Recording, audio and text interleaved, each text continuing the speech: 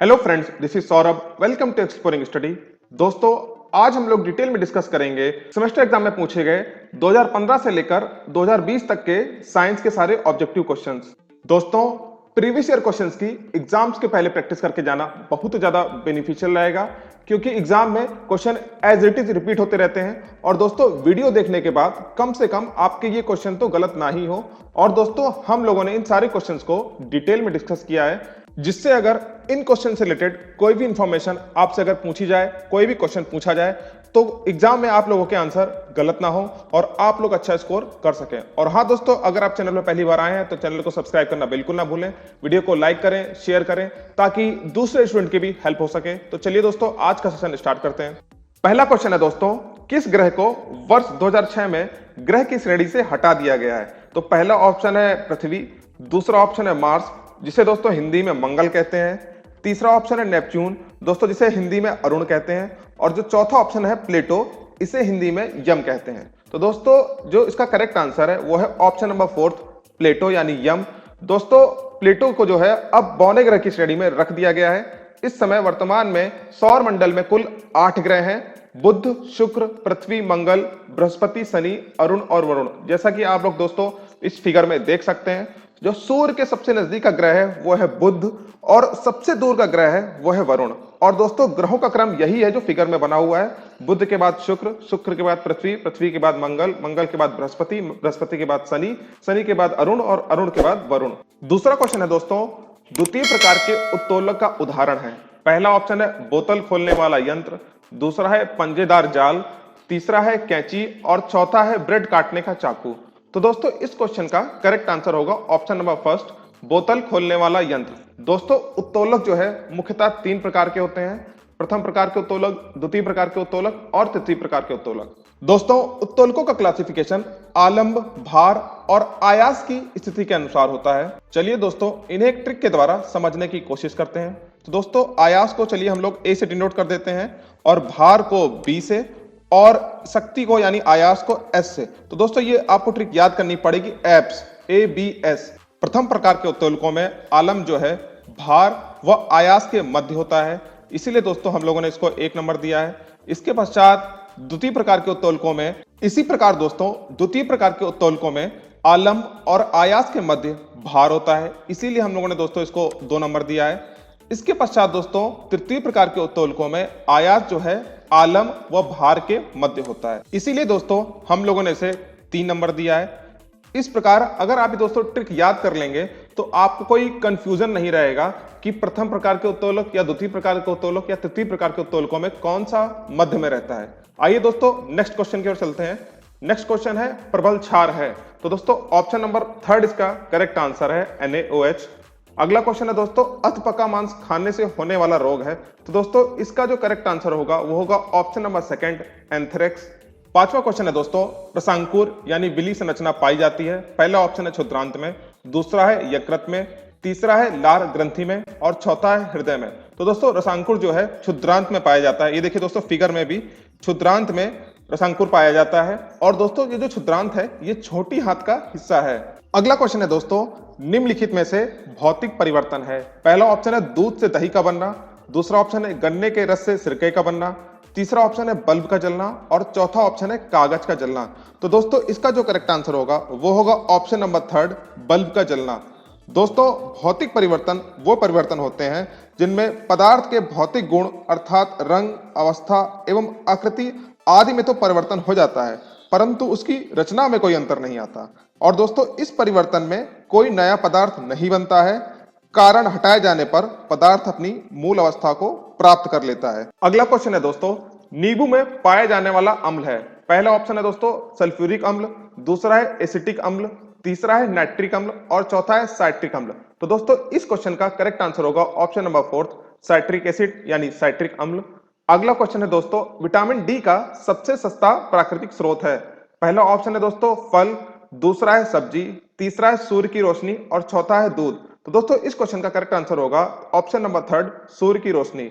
दोस्तों, vitamin D का रासायनिक नाम कैल्सीफेरॉल होता है और विटामिन डी की कमी से होने वाले रोग रिकेट्स व ऑस्टोमेलेशिया है। और दोस्तों ये जो क्वेश्चन पूछा गया था कि विटामिन डी का सबसे सस्ता प्राकृतिक स्रोत है या इसको प्रमुख स्रोत भी कह सकते हैं, जो कि सूर्य की रोशनी है। अगला क्वेश्चन है दोस्तों, सौरता में आलम्ब होता है। पहला ऑप्शन है किनारे पर, दूसरा ऑप्शन है बीच में, तीसरा है किनारे तथा बीच के मध्य और चौथा ऑप्शन है इनमें से कोई नहीं। तो दोस्तों सौरता जो है वो द्वितीय प्रकार के उत्तोलकों का उदाहरण है। और दोस्तों इसमें हम लोगों ने जाना था कि द्वितीय प्रकार के उत्तोलकों में मध्य में भार होता है। तो दोस्तों इस क्वेश्चन का करेक्ट आंसर है ऑप्शन नंबर फर्स्ट, किनारे पर। पांचवा क्वेश्चन है दोस्तों, घड़ी को चाबी देने में संग्रह करते हैं। पहला ऑप्शन है गतिज ऊर्जा, दूसरा है गुरुत्वीय त्वरण, तीसरा है स्थितिज ऊर्जा और चौथा है सामर्थ्य। तो दोस्तों इस क्वेश्चन का करेक्ट आंसर है गतिज ऊर्जा।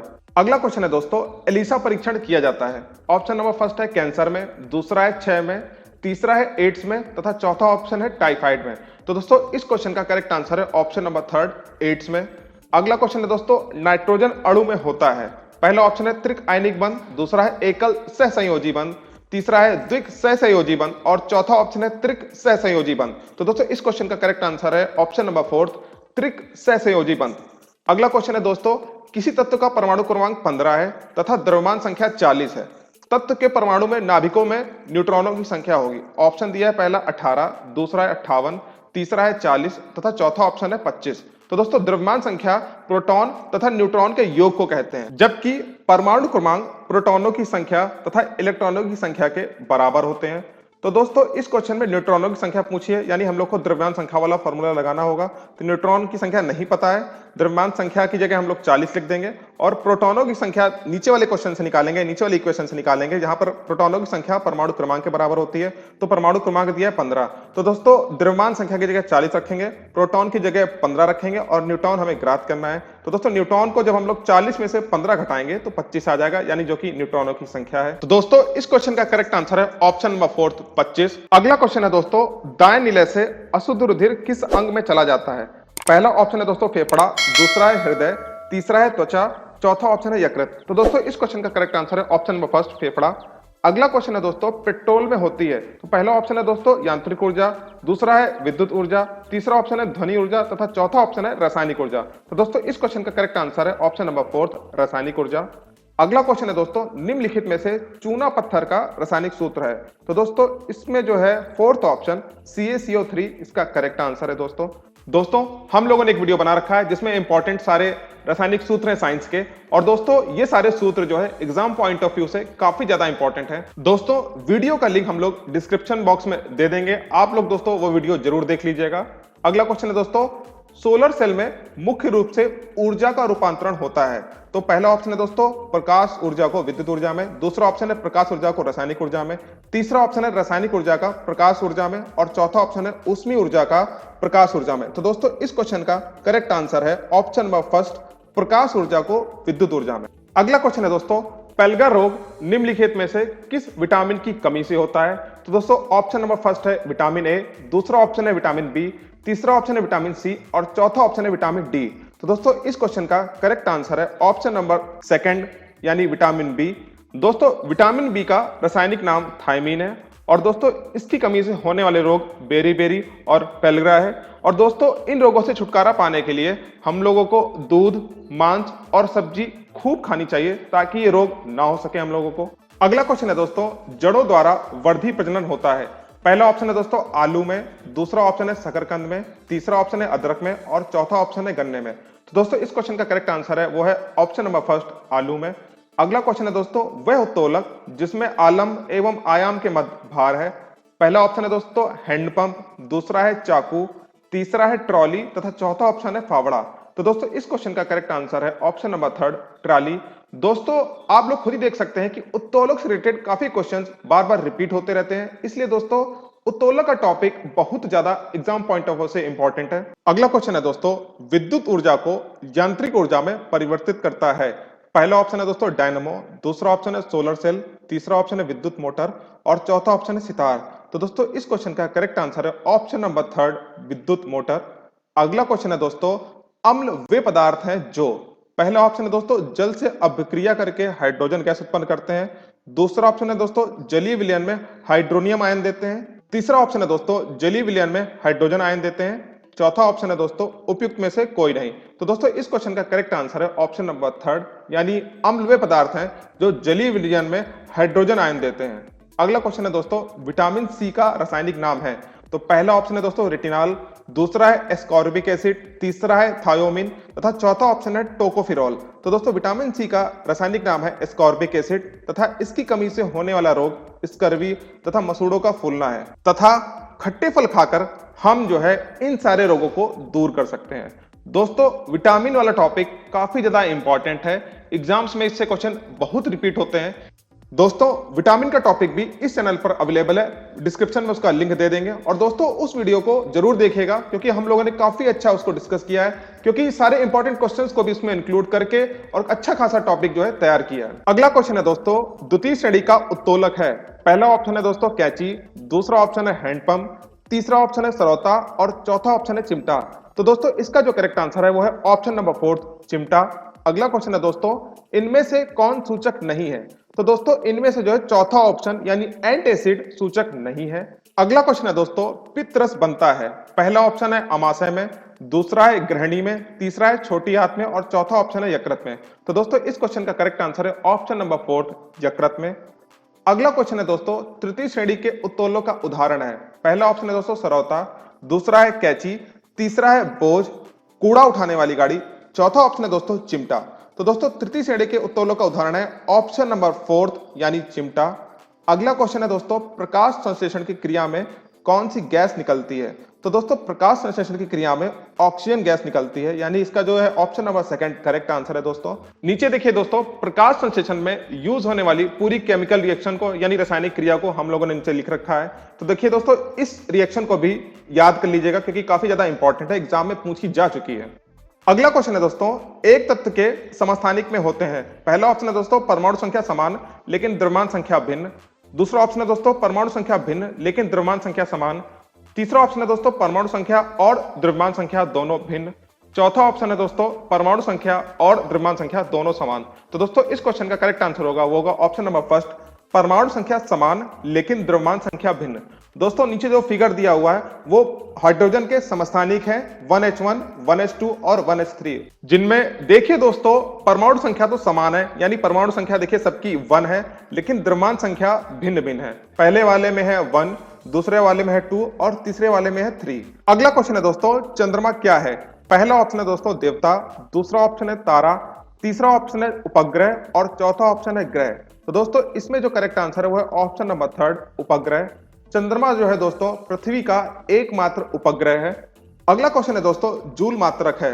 पहला ऑप्शन है दोस्तों कार्य का, दूसरा ऑप्शन है ऊर्जा का, तीसरा ऑप्शन है कार्य और ऊर्जा दोनों का और चौथा ऑप्शन है शक्ति का। तो दोस्तों इस क्वेश्चन का करेक्ट आंसर है ऑप्शन नंबर थर्ड, कार्य और ऊर्जा दोनों का। अगला क्वेश्चन है दोस्तों रबी की फसल है।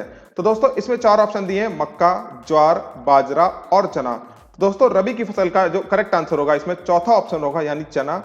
दोस्तों फसलें जो है मुख्यतः 3 प्रकार की होती हैं, रबी की फसलें, खरीफ की फसलें और जायद की फसलें। दोस्तों रबी की फसलें को बोने का समय अक्टूबर से दिसंबर तक होता है और इसके उदाहरण हैं गेहूं, चना, आलू, मेथी, मटर और सरसों। दोस्तों खरीफ की फसलों को बोने का समय जून और जुलाई है और दोस्तों इसके उदाहरण हैं धान, मूंगफली, जूट और कपास। दोस्तों जायद की फसलों को जून तक हम लोगों को बो लेना चाहिए और दोस्तों इसके उदाहरण है तरबूज, खरबूज और ककड़ी। अगला क्वेश्चन है दोस्तों चंद्र ग्रहण की घटना होती है।